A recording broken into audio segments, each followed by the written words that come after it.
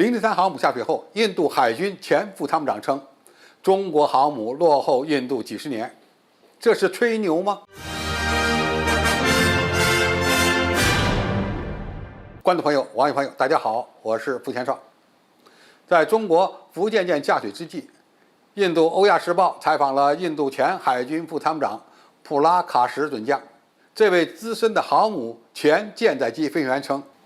他认为中国刚刚下水的航母福建舰对印度也具有战略威慑意义，因为该舰未来可以前往印度洋，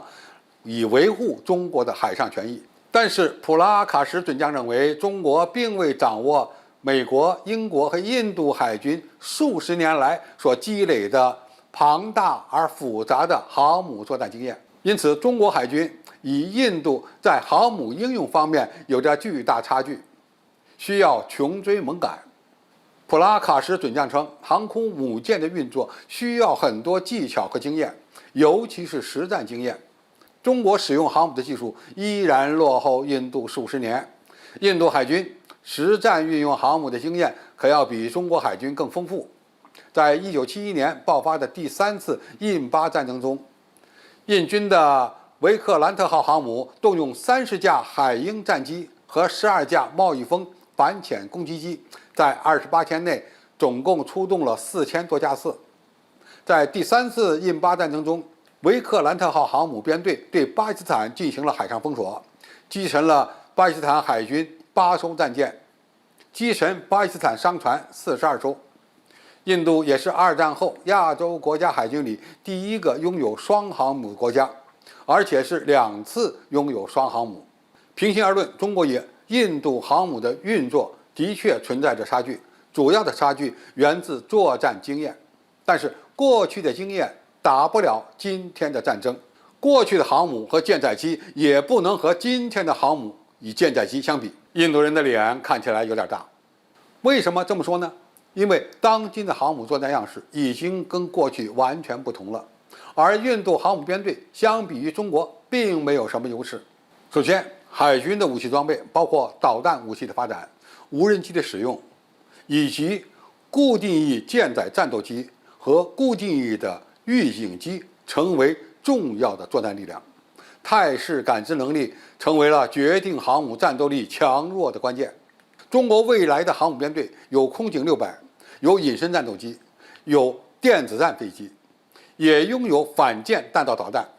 以及射程超过600公里的鹰击18反舰导弹，甚至还会出现隐身的无人舰载机等等。而这些都是让印度海军目前望洋兴叹的作战平台。而印度海军自以为傲的作战经验，在中国海军先进武器面前可以说是不堪一击。第二，舰载机将决定未来远洋战场的制空权。中国拥有的隐身舰载战斗机和重型舰载战斗机，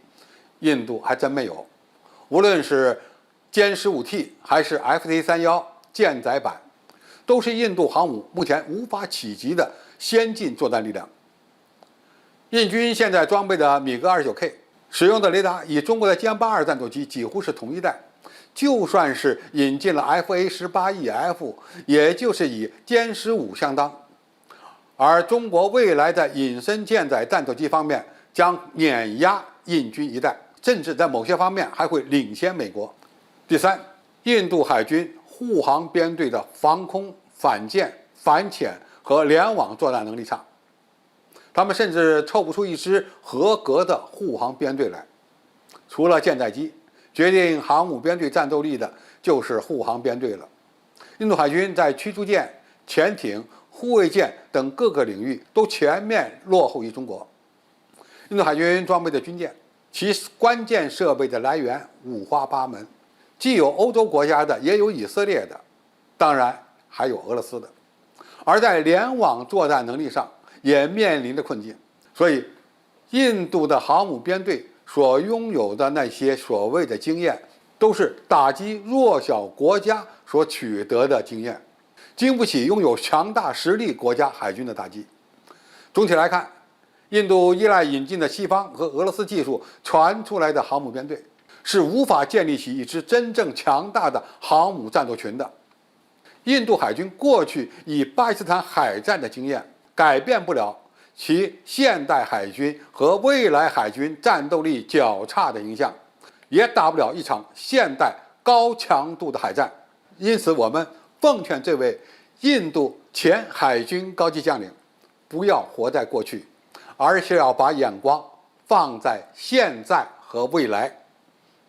好，今天的评述就到这里，谢谢大家收看，我们下期再见。